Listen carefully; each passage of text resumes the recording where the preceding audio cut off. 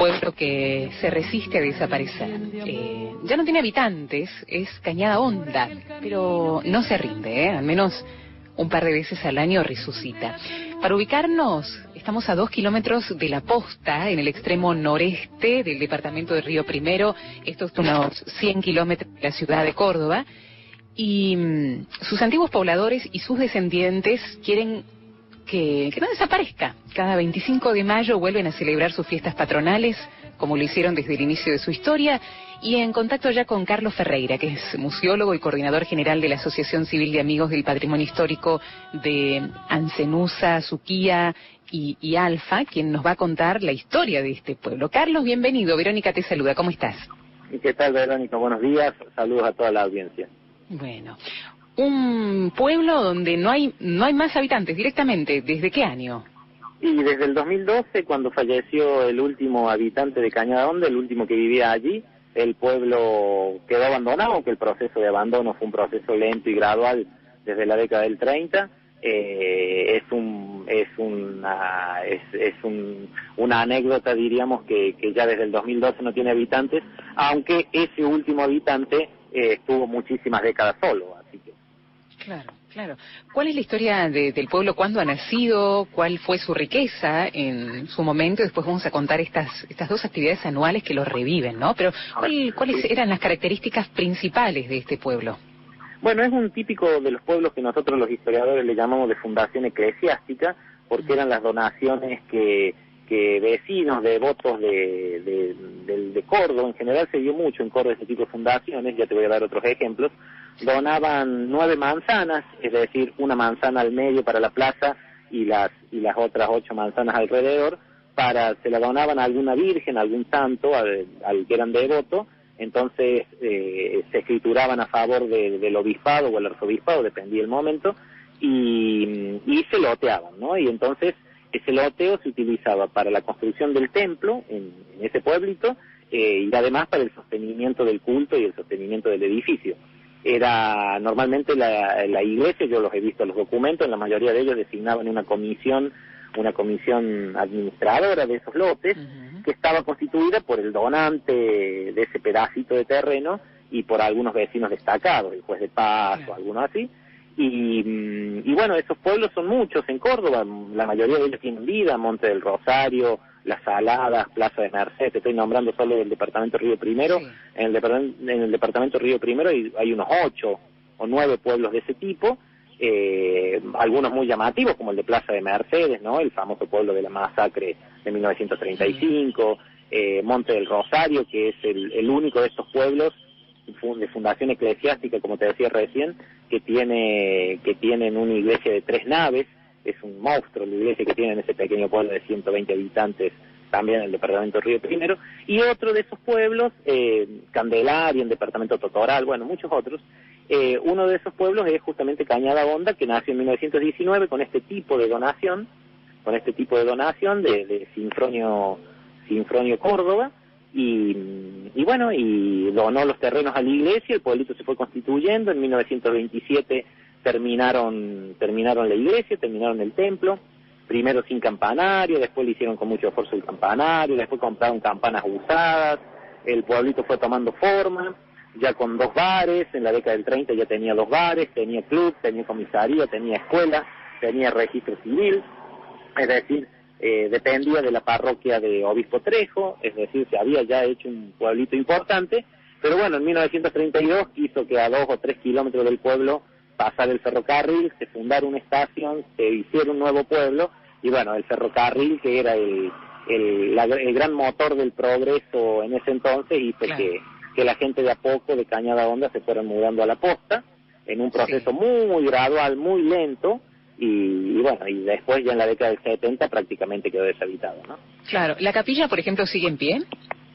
Sí, la capilla. El pueblito está prácticamente en pie, se ha caído una parte de la escuela, se está cayendo una parte del club, que todavía no se terminó de caer, pero se cayó una parte de la escuela, y creo que han demolido una de las casas, pero el pueblito está en pie, con las calles marcadas, con la plaza, se me pone la piel de gallina solo de contarlo, con la plaza con el mástil al medio.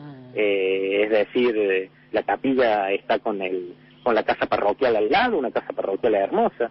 La verdad que es un pueblito armado completo.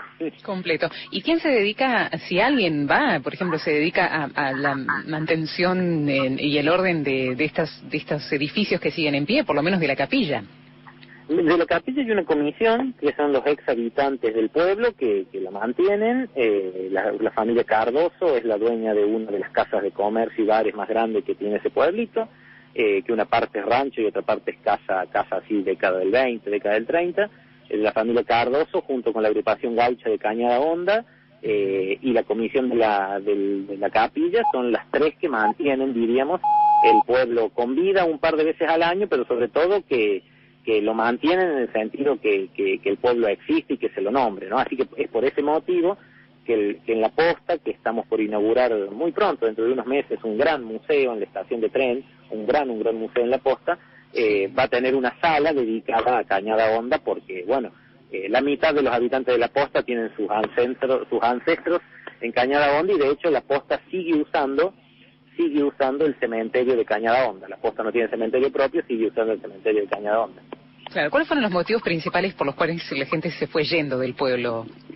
El principal, la instalación del ferrocarril a 2 kilómetros en el pueblo de la posta, es decir, cuando la línea férrea que va de Samescraik a Sumampa, que es la línea férrea que pasa para que tu audiencia se ubique, pasa por Colazo, Las Junturas, Matorrales, Villa El Rosario, Río Primero, ahí pasa por el Crispino, Obispo Trejo, y sigue hacia el norte y está la posta.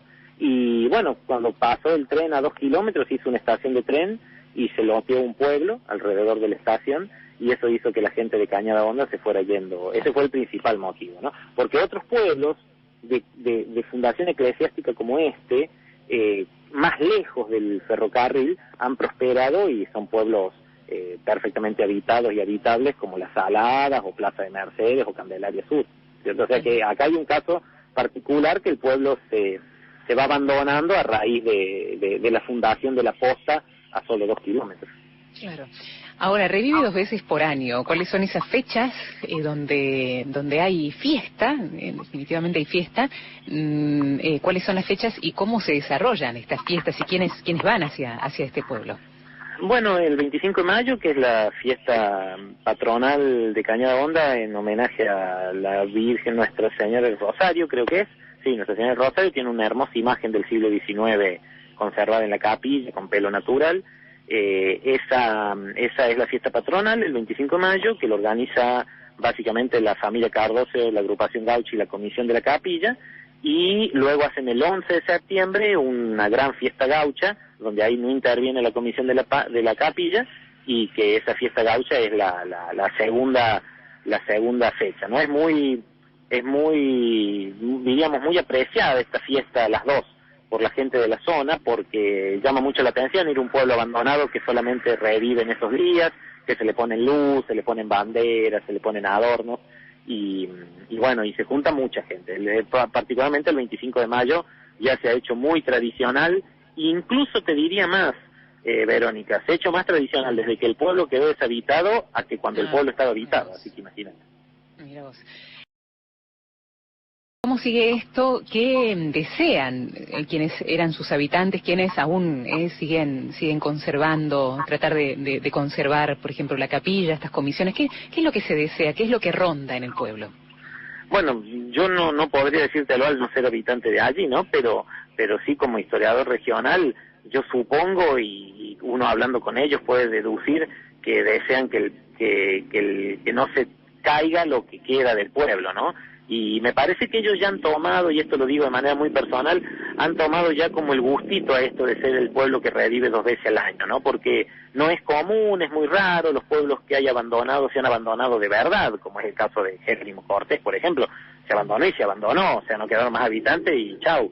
En cambio acá es como que por eso te digo, ha tomado en los últimos años mucho más protagonismo estas fiestas patronales y estas fiestas gaucha en Cañada Honda, desde que el pueblo quedó sin habitantes a lo que era lo mejor en la década del 30, del 40, del 50, ¿no? Así que, aunque en la década, obviamente, tenemos fotos, en el Museo de la Posta tenemos fotos de las fiestas patronales de Cañada Honda en la década del 30, del 40, del 50, eran muy grandes, pero solamente congregaba a los vecinos inmediatos.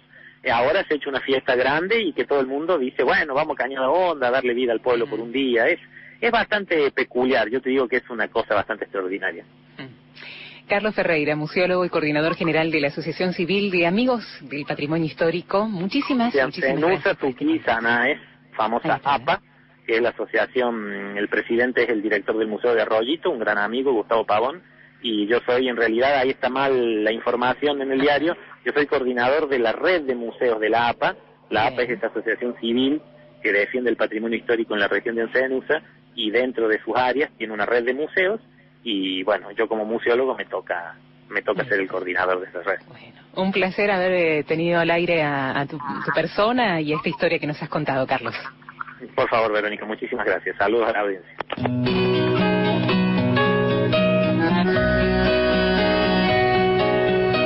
Un viejo caminito, senda gris, recorre mi nostalgia, habita en mí. Por él se va viajera mi canción, buscando al pueblo azul donde nací. Si una brisa perdida trae a mí aromas de poleo y de cedrón, igual que un campanario el corazón se puebla de palomas de ilusión. Es mi pueblo un cerro azul, es rumor de aceite en el parral, es la gente, el sol, la luz, es la sombra vieja del nogal. Sé que tu pueblo será pueblo, tal vez. Sé que también sentirás esta vieja añoranza que te hará volver.